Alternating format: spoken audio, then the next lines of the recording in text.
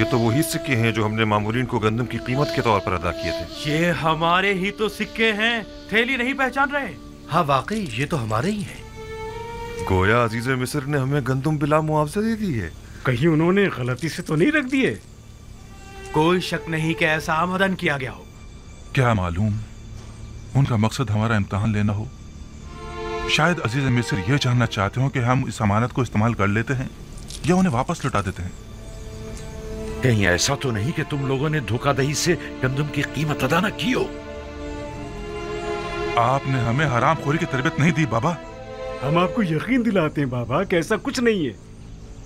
हमें इसके मुतालिक कुछ पता नहीं है। इसका मतलब तो यह है कि अजीज मिस्र ने तुम लोगों को इस तरह दोबारा मिस्र आने की तशवीक दिलाई है। लेकिन क्यों?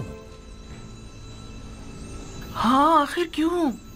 अजीज मिस्र तुम लोगों को दोबारा बुलाने के इतने मुश्ताक क्यों हैं?